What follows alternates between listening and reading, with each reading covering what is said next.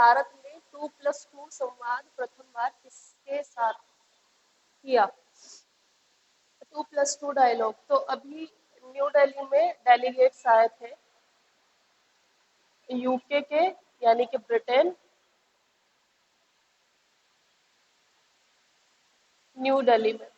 ठीक है, तो 2+2 डायलॉग जो है ये पहली बार इनके साथ हो रहा है। बेसिकली 2+2 डायलॉग होता क्या है कि दोनों जो साइड है वो वेरियस जो सेक्टर्स है, लाइक कि एक तो डिफेंस हो गया, डिफेंस, ट्रेड, इन्वेस्टमेंट,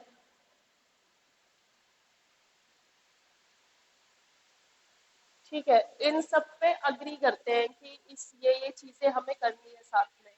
ठीक है, और इसके साथ साथ ये critical emerging technologies, civil aviation, health care, energy, culture, इन सब पे क्या करते हैं, अग्री करते हैं कि ये हमने आपस में मिलके करना है। ठीक है, डिफेंस की अगर बात करें तो जैसे हमें कोई चीज, कोई आर्म्स वहां से मंगाना है या उनको हमारे यहाँ से कुछ चाहिए, तो वो आपस में म्यूचुअली एग्री हो जाता है कि ये चीजें हमें चाहिए।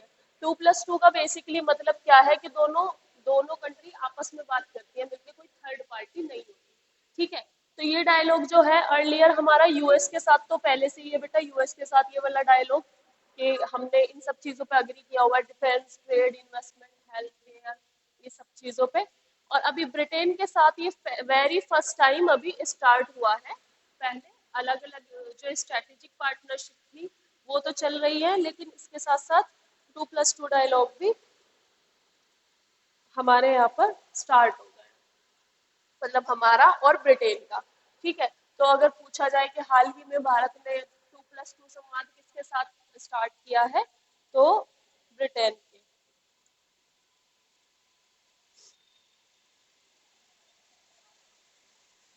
और हमारे जो 2+2 डायलॉग है वो यूएस के साथ भी है बेटा, और जापान के साथ भी है, और ऑस्ट्रेलिया भी है इसमें।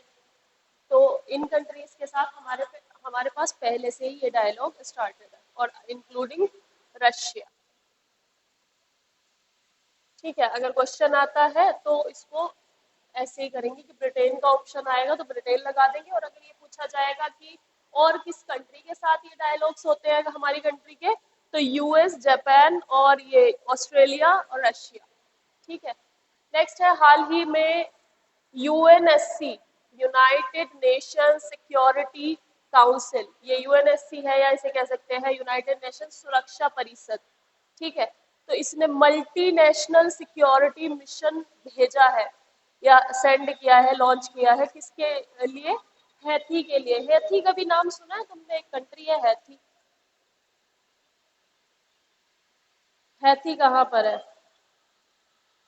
हैथी एक छोटी सी कंट्री है, और ये जो कंट्री है this is in US.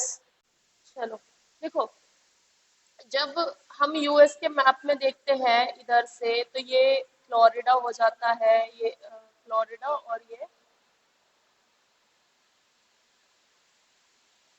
Isthmus of Panama. ठीक है, तो ये पनामा की इस्थमस है ना, यहाँ पर, यहाँ छोटे छोटे आइलैंड है। यहाँ इधर अगर हम देखें तो यहाँ हो जाता है साउथ अमेरिका। तो इधर अटलांटिक ओशन में जो कुछ आइलैंड है छोटे छोटे यहाँ पर, इनको हम कहते हैं कंटिन्यूसली कंबाइन करके कैरेबियन आइलैंड। ठीक है, यहाँ जगह नहीं है इसलिए मैं छोटा छोटा करवा देती हूँ, कैरेबियन आइलैंड।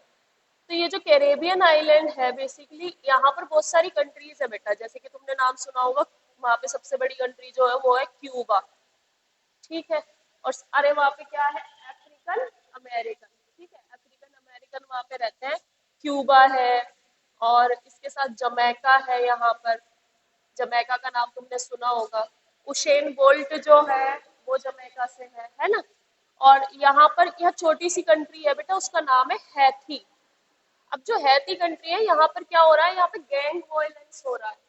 गैंग वायलेंस जो है this is different from any other violence, कि यहाँ के जो प्रधानमंत्री है एरियल हेनरी, उसने मतलब उन्होंने कहा है यूएनएससी से कि जल्द से जल्द यहाँ पर मल्टीनेशनल जो सिक्योरिटी है वो डिप्लॉय कर दी जाए, क्योंकि यहाँ गैंग वायलेंस बढ़ता जा रहा है। गैंग वायलेंस मतलब जो मास वायलेंस है, आप आपस में हो रहा है, और उसकी वजह से क्या हो रखा है कि वहाँ के लोग मर रहे हैं। ठीक है, अभी तक वहां पर क्या है, 2000 कितना 800 पीपल अभी नियरली अक्टूबर 2022 से और जून 23 तक इतने लोग मर गए हैं वहां पर।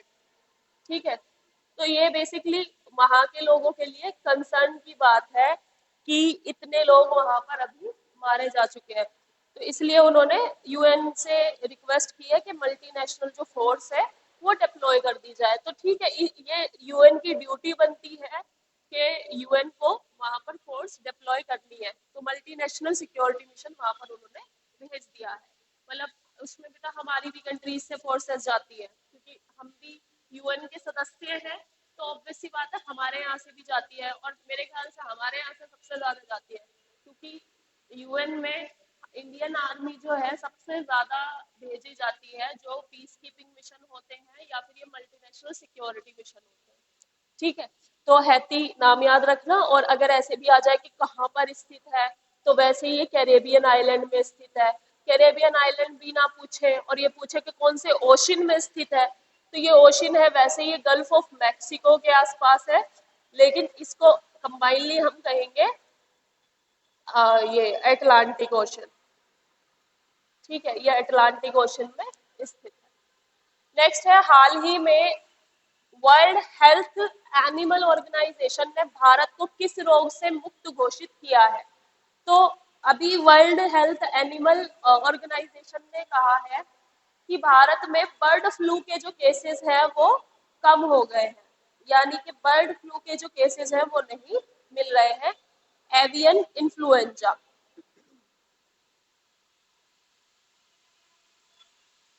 तो किस किस जगह पर कहा है? एवियन इन्फ्लुएंजा क्या होता है, जो पक्षी होते हैं उनको ये हो जाता है, और मेनली कौन से सेक्टर में ये फ्लू होता है? पोल्ट्री में।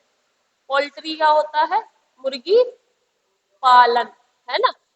मुर्गी पालन जो होता है वहां पर बर्ड फ्लू के ज्यादा केसेस रहते हैं। तो बर्ड फ्लू मुक्त इसने कह दिया है कि यहाँ पर ये वर्ल्ड सॉरी भारत जो है बर्ड फ्लू मुक्त है।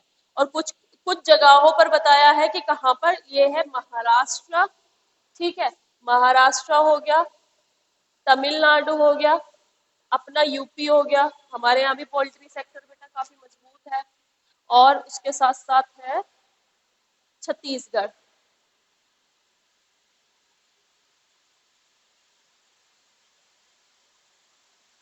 ठीक है, और ये जो वर्ल्ड हेल्थ एनिमल ऑर्गेनाइजेशन है, इसने ये कहा है कि इंडिया जो है ये बर्ड फ्लू के मामले में अब काफी इम्प्रूव कर रहा है। और ये जो इम्प्रूव है ये जो बायो स्टैंडर्ड फॉलो कर रहे हैं उसके तहत है। जैसे कि हमारे यहाँ पे पोल्ट्री में ध्यान ज्यादा नहीं देते थे पहले कि मुर्गी को कुछ हो रहा है नहीं हो रहा है, और उनको बर्ड फ्लू हो जाता था और मास डेथ होती थी, मतलब बहुत सारी डेथ हो जाती थी एक बार में, और पोल्ट्री फार्म को भी उससे नुकसान होता था। तो लेकिन अब जो है, अब क्या कर रहे हैं, अब जो टेक्नोलॉजीज आ रही है ना वो यूज करके वो उसको सेफ रखा जा रहा है। ठीक है, तो इसमें बर्ड फ्लू मुक्त बता दिया है इन्होंने। नेक्स्ट है, हाल ही में किस देश के सुप्रीम कोर्ट ने समलैंगिक विवाह को मंजूरी देने से मना कर दिया? इंडिया। ठीक है, इसका जजमेंट आया बेटा, काफी पिटीशन डाली हुई थी कुछ समलैंगिक जो सेम सेक्स वाले कपल्स हैं, उन्होंने ये वो डाली हुई थी पिटीशन कि एटलीस्ट बेटा हमारा एक वो होता है special marriage act, special marriage act 1956। तो स्पेशल मैरिज एक्ट जो है, जैसे कि अगर किसी के पर्सनल लॉज के हिसाब से उनकी शादी नहीं हो रही है, ठीक है, पर्सनल लॉज के हिसाब से क्या कि जैसे कि फॉर इंस्टेंस इन हिंदूज कह सकते हैं कि कास्ट कास्ट वाला फैक्टर है, सेम इन मुस्लिम कास्ट वाला फैक्टर है। कि मुस्लिम्स में ये रहता है कि अगर वो कहते हैं ना कि निकाह प्रोनाउंस ना हो तो शादी नहीं मानी जाती है, निकाह प्रोनाउंस होना जरूरी है। और अगर हम इसमें अपने हिंदू रिलीजन की बात करते हैं तो उसमें बात होती है कि अगर 7 फेरे नहीं होते हैं और जो पूरा रिचुअल वाला प्रोसीजर है वो फॉलो नहीं होता तो शादी नहीं मानी जाती। जैसे कि अभी तमिलनाडु में मद्रास हाई कोर्ट का एक जजमेंट आया था कि रिचुअल के हिसाब से शादी नहीं हुई है तो वो शादी डाइल्यूट मानी जाएगी, वो शादी नहीं मानी जाएगी। फिर उस पे दोबारा फिर किसी केस में जजमेंट आया था तो उन्होंने कहा था कि शादी जो है ना, मद्रास हाई कोर्ट ने कहा था कि लॉयर के चैम्बर में दो या एक विटनेस के होने के मौजूदगी में एक दूसरे को माला पहनाकर भी शादी मानी जा सकती है। हाँ, मतलब कि ये भी शादी माने जाते, पर वहां पे नहीं मानते ना। वो लोग क्या करते हैं कि हमारे हिसाब से नहीं हुई है, हमारे रिचुअल के हिसाब से नहीं हुई तो शादी नहीं मानी जाएगी। तो ये हर रिलीजन का अपना अपना अलग है। जैसे कि क्रिश्चियंस में माना जाता है कि वही चर्च के सामने ओथ वगैरह लेनी पड़ती है। Same same follows in gurdwara और सिक्स। तो लेकिन what is the question in same इसमें स्पेशल मैरिज एक्ट में कि बेटा अगर अदर रिलीजन में शादी कर रहे हैं, इंटर रिलीजन मैरिज हो रही है या इंटर कास्ट मैरिज हो रही है, तो स्पेशल मैरिज एक्ट के तहत शादियां हो जाती है। यहाँ तक तो प्रोटेक्शन मिली हुई है। But when it comes to heterosexual heterosexual sorry homosexual, heterosexual तो ये हो गया कि male and female, but female and female and male and male, तो उनके बीच में शादी कैसे होगी उसका था। तो बेटा हमारे यहाँ पे कभी भी लॉ में किसी किसी जगह पर भी प्रोविजन नहीं है। हम अपने मन से अपनी ओपिनियन से नहीं कह सकते कि हो जाएगा। अगर कोर्ट के पास ये केस गया तो देखो जस्टिस 5 जजेस थे और जस्टिस डी वाई चंद्रचूड़ और उनके साथ एक और जस्टिस है, वो माइनर बेंच के थे। और माइनर मतलब वो उनकी वोट क्या हो रही थी, वोट बट गई 3-2 में। जो ये 3 थे मेजोरिटी वाले जजेस, ठीक है। इनका इनमें थे हिमा कोहली नाम से एक वो भी है हमारी जस्टिस, फीमेल है। उन इन 3 का मानना था कि हमारे यहाँ पे लॉ में कहीं भी सेम सेक्स का प्रोविजन नहीं है, तो इसलिए उनको मान्यता शादी को हम नहीं दे सकते, सिर्फ पार्लियामेंट कुछ कर सकता है। और ये जो दो जजेस थे जिसमें हमारे जस्टिस डी वाई चंद्रचूड़ भी हैं, उन्होंने कहा कि स्पेशल मैरिज एक्ट में कुछ ऐसा ऐड किया जा सकता है कि उन कपल्स की शादी स्पेशल मैरिज एक्ट के तहत हो जाए। लेकिन ओवरऑल बेटा फिर भी मेजोरिटी का जजमेंट माना जाता है, तो वही बात मानेंगे। इन्होंने कहा कि अगर पार्लियामेंट लॉ बना देती है तो हम विचार करेंगे, लेकिन हम अपनी तरफ से लीगलाइज नहीं कर सकते, ठीक है। क्योंकि किसी भी रिलीजन में सेम सेक्स मैरिज का कॉन्सेप्ट नहीं है और India is running by religion only, है ना। हमारे यहाँ पे तो रिलीजन ही मेजर फैक्टर है कल्चरली, तो मंजूरी नहीं मिली है। बाकी और कंट्री में कहीं है मंजूरी, पढ़ा है सेम सेक्स मैरिज कहाँ किस कंट्रीज में लीगल है, पढ़ा है कहीं? ठीक है, तो 34 कंट्रीज हैं, 34 कंट्रीज में ये लीगल है। अब मैं बता रही हूँ 34 कंट्रीज तो बहुत सारी है। जर्मनी में लीगल है, ठीक है। मैं बड़ी कंट्री के नाम इसलिए बताना चाह रही हूँ क्योंकि बेटा हम अगर पहली बात तो हम उनके लॉज को फॉलो नहीं करते, ठीक है। हमारा अपना लॉ है, दैट इज कॉन्स्टिट्यूशन, और कॉन्स्टिट्यूशन के बाद जो जितने भी लॉ बने हुए हैं वो। और मेक्सिको में भी ये लीगलाइज हो गया था, और यूके में, ठीक है, यूके में भी ये लीगलाइज्ड है। तो मेजर जो कंट्रीज निकल कर आ रही है मेक्सिको और यूके, ठीक है। अब हमारे यहाँ पे कॉन्सेप्ट ये है क्योंकि बेटा हमारे यहाँ पे एक रिलीजन नहीं है, we are a multi cultural and multi religious society, और उन रिलीजन के अकॉर्डिंग सभी रिलीजन में मैंडेटरी नहीं है और दिया ही नहीं गया है सेम सेक्स मैरिज का कॉन्सेप्ट। दैट्स वाई हमारे यहाँ ये लीगल अब नहीं हो सकता। आने वाले टाइम में अगर पार्लियामेंट लॉ बना देती है तब तो बात अलग है। और this is not about the male and female और female and male, this is about the बेटा LGBT community. You know what is LGBT? L G B T Q और आई थिंक यस LGBTQ। तो there is a lesbian, gays, bisexual, transgender, queer and others, ठीक है। तो this community is demanding कि हमें rights, उनके देखो उनके भी अपने ग्रीवेंसेस हैं। अगर हम अपने पॉइंट ऑफ व्यू से ना देखें, उनके ग्रीवेंसेस ये हैं कि इफ दे गेट मैरिड अपनी ओपिनियन से तो they can not adopt child, ठीक है। दूसरा, उनको समाज में हमारे यहाँ पे है रिकॉग्निशन नहीं मिलती है और उनके साथ डिस्क्रिमिनेशन होता है क्योंकि लॉज में परमिट नहीं है। हम्म, हाँ हाँ, मतलब हमारे यहाँ कर दो लीगल।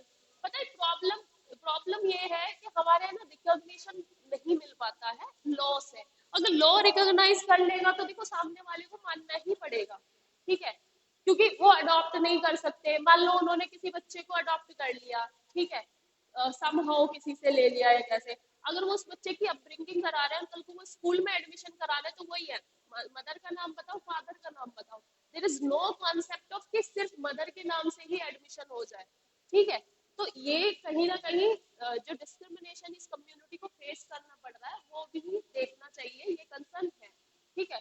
तो कोर्ट ने भी यही कहा है कि बेटा डिस्क्रिमिनेशन ना हो।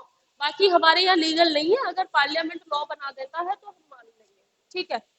नेक्स्ट है, हाल ही में वर्ल्ड हेल्थ समिट कहाँ आयोजित हुआ? तो जर्मनी में अभी बेटा रिसेंटली एक वर्ल्ड हेल्थ समिट ऑर्गेनाइज हुआ है। और वर्ल्ड हेल्थ समिट जो है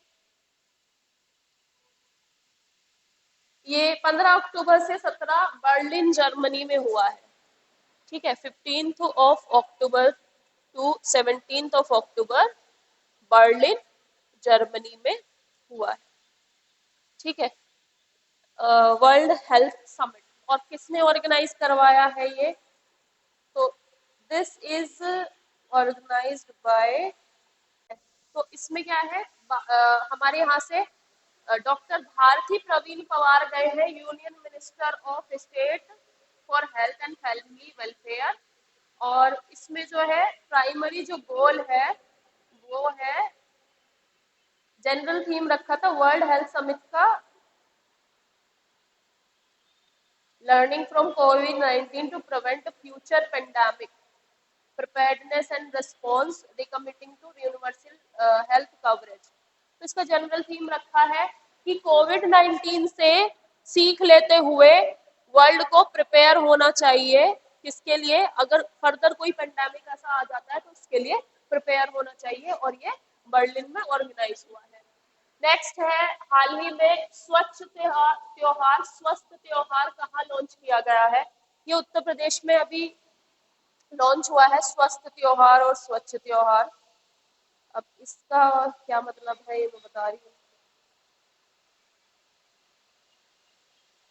हाँ, तो बेटा बेसिकली क्या होता है, जैसे कि जैसे ही अब त्योहारों का सीजन आने वाला है, नवरात्रि, दशहरा, देन दीपावली, उसके बाद बहुत सारे और वो आएंगे, ठीक है, त्योहार।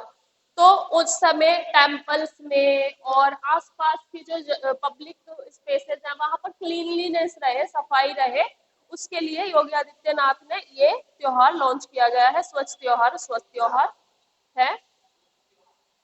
मतलब जैसे नवरात्रि है अब चल रहा है, दशहरा आने वाला है, दिवाली आने वाली है, तो टेम्पल्स और सारी चीजें जो है उनको क्लीन रखने के लिए एक तरह से ये लॉन्च किया है इन्होंने, स्वच्छ त्योहार स्वस्थ त्योहार। मतलब कि त्योहार मनाओ लेकिन स्वच्छता के साथ मनाओ, मतलब साफ सफाई का भी ध्यान रखना। कि ये क्या करते हैं कि सभी जगह की बात है, ठीक है, whether it is Eid, whether it is Diwali, कोई भी त्योहार होता है तो क्या करते हैं, पब्लिक स्पेसेस पे गंद कर देता है, ठीक है, बहुत मतलब कोई चीज वहां पे फेंक दी तो वो वहीं पड़ी है और सभी के लिए आई, ठीक है, और फिर बाद में कोई रिस्पॉन्सिबिलिटी लेता नहीं है। तो योगी आदित्यनाथ ने ये लॉन्च किया गया है कि इवन इट इज नवरात्रि या दशहरा या कुछ भी हो, मंदिर और जो पब्लिक प्लेसेस है जहां पर भी ये सेलिब्रेट किया जाएगा वहां पर पूरी तरह से सफाई रखना ताकि कोई बीमारियां ना फैले, ठीक है। तो ये इन्होंने अभी लॉन्च किया है, सभी की इसमें पार्टिसिपेशन हो इसलिए। अब नेक्स्ट है, हाल ही में भारत के महिला पुलिस स्टेशन को ISO 9001 सर्टिफाइड किया गया है। भोपाल में बेटा एक पुलिस स्टेशन है और ये टोटल इसमें कौन है, विमेन ऑफिसर्स है, ठीक है, सारी जो है महिलाएं ऑफिसर हैं। और इस पुलिस स्टेशन को अभी रिकॉग्निशन मिला है ISO सर्टिफाइड। अब व्हाट इज ISO सर्टिफाइड ये मैं तुम्हें बता देती हूँ। आईएसएस जो है ये है इंटरनेशनल ऑर्गेनाइजेशन फॉर, या फिर ऐसे कह सकते हैं इंटरनेशनल स्टैंडर्ड ऑर्गेनाइजेशन। ठीक है, तो जो भी स्टैंडर्ड्स होते हैं एक अच्छे इंफ्रास्ट्रक्चर के, या लाइक के पुलिस स्टेशन है, ठीक है, तो जैसे कि कोई भी पुलिस स्टेशन है, कोई भी हॉस्पिटल है, कोई भी है, उसको आईएसओ सर्टिफाइड कब माना जाता है, जब बेटा वो जो जितने भी स्टैंडर्ड उसमें दिए गए हैं वो सारे पूरे कर रहा हो। जैसे कि पुलिस ऑफिशियल्स के पास वहां पर स्टेशन में वेयर हाउस अच्छा है, सब कुछ क्लीन है, सेपरेट रूम्स है कंप्यूटर्स के लिए, इन्वेस्टिगेशन ऑफिसर और स्टाफ के लिए सीसीटीवी कैमरा इंस्टॉल्ड हुए हैं। ठीक है, और पुलिस स्टेशन में विक्टिम फ्रेंडली बनाया हुआ है, एक स्विंग हाउस है बच्चों के लिए, और लाइक कि जितना भी इंफ्रास्ट्रक्चर अच्छा होना चाहिए, एक अच्छा जो इंफ्रास्ट्रक्चर होना चाहिए किसी भी पुलिस स्टेशन में, वो सब इसमें अवेलेबल है। तो इसे आईएसओ सर्टिफाइड किया गया है, और ये इंडिया में फर्स्ट विमेन पुलिस स्टेशन है। ठीक है, जिसको ये आईएसओ सर्टिफाइड किया गया है। और आईएसओ जो है ये इंटरनेशनल ऑर्गेनाइजेशन फॉर स्टैंडर्डाइजेशन है, ये 1947 में बनी थी, और इसमें टोटल 169 मेंबर हैं। और इसका जब सर्टिफिकेशन मिल जाता है, इट मींस के this is the good thing, the good part is कि हाँ हम अच्छा कर रहे हैं। और पुलिस स्टेशन ऐसा लग रहा है कि पुलिस स्टेशन नहीं कंपनी है कोई। ठीक है, तो it is looking like, photo छोटा सा ही मिला हुआ है लेकिन दिख जाएगा, देखो नीचे वाला पुलिस स्टेशन। अगर ऐसा पुलिस स्टेशन हो तो सब चक जाएंगे क्राइम करके। तो इंफ्रास्ट्रक्चर अच्छा है, इसलिए इसे आईएसओ सर्टिफाइड किया गया है। ठीक है, नेक्स्ट है बाथू कम्मा त्योहार कहाँ का त्योहार है। ये बेटा तेलंगाना हैदराबाद में, जैसे कि नवरात्रि जब आते हैं ना, तो बेटा हमारी कंट्री में अलग अलग वो होते हैं फेस्टिवल्स। जैसे कि अगर गुजरात की हम बात करें तो वहाँ पे गरबा नाइट्स होती है, यानी कि गरबा खेलते हैं और वहाँ पे बहुत अच्छे से मनाया जाता है। नवरात्रि को अगर हम बंगाल में देखें तो वहाँ पे फेमस चीज होती है, क्या है वहाँ का फेमस? दुर्गा पूजा, है ना? देखिए दुर्गा पूजा, वो व्हाइट और रेड कलर की साड़ी पहनते हैं और दुर्गा पूजा होती है, वहाँ पे पूरा फेस्टिवल रखा जाता है। फिल्मों में ही देखा होगा रियल में तो कभी गए नहीं, पर बहुत इच्छा है कि जाए सब जगहों पर पार्टिसिपेट करने। बाथुकम्मा जो है ये तेलंगाना में सेलिब्रेट होता है, और ये मेनली फ्लावर फेस्टिवल है। नवरात्रि पर ये फ्लावर फेस्टिवल है जो कि सेलिब्रेट होता है तेलंगाना में, स्पेशल काइंड ऑफ बाथुकम्मा। ठीक है, तो ये नवरात्रि के अवसर पर तेलंगाना हैदराबाद में ये मनाते हैं। ठीक है, नेक्स्ट है हाल ही में किस राज्य ने हाईवे पर बेम्बू प्लांट करने की घोषणा की? तो ये केरल है। केरल में बेसिकली तुम्हें बताइए कि वहां पे वेस्टर्न घाट वाला पार्ट है। अब केरल ने एक वो वहां की गवर्नमेंट फॉरेस्ट डिपार्टमेंट ने जो है एक ट्रिक निकाली है कि जो लैंडस्लाइड होती है, जैसे कि पहाड़ियां गिर जाती हैं या इस तरह की जो घटनाएं होती है सड़कों पे भी, उसको कम करने के लिए इन्होंने एक सुझाव दिया है कि बैम्बू वहां पर उन स्ट्रिप्स पर लगाए जाएंगे, सो दैट कि बैम्बू जो है लैंडस्लाइड को रोक सके। ठीक है, मतलब उसके स्ट्रेच जो होगी, क्रीप जो होगी, जो जो गैप बचे हुए होंगे, वहां सब बैम्बू लगा दो और वो लैंडस्लाइड को रोक लेंगे, एंड दिस इज इफेक्टिव। जैसे अगर मैं यहाँ की बात करूँ, तुमने ईस्टर्न पेरिफेरल देखा है? ईस्टर्न पेरिफेरल पे चारों तरफ घास उगी हुई है, पेड़ पौधे उगे हुए हैं। अगर ये लोग ये साफ कर देंगे ना तो वो गिर जाएगी मिट्टी, लेकिन इवन बारिश भी पड़ती है ना तब भी वो मिट्टी नीचे नहीं आएगी। क्यों? क्योंकि जो पौधों की जड़ें हैं उन्होंने उसको टाइट किया हुआ है, पकड़ा हुआ है। ठीक है, इवन पत्थरों को भी वो पकड़ लेते हैं, तो उससे क्या होता है, लैंडस्लाइड नहीं होती, मड फ्लक्चुएशन नहीं होता। ठीक है, तो यही जो ट्रिक है इन्होंने केरल में, कौन सा हाईवे है, कोची धनुषकोडी नेशनल हाईवे पर ये करने की घोषणा की है कि सब पे बैम्बू लगा देंगे। अब नेक्स्ट है, भारत ने चंद्रमा पर मनुष्य भेजने का लक्ष्य किस वर्ष तक का रखा? तो प्रधानमंत्री जी ने कहा है इसरो से कि 2040 तक भेज दो। ठीक है, मतलब 2040 तक मनुष्य चंद्रमा पर पहुंच जाना चाहिए।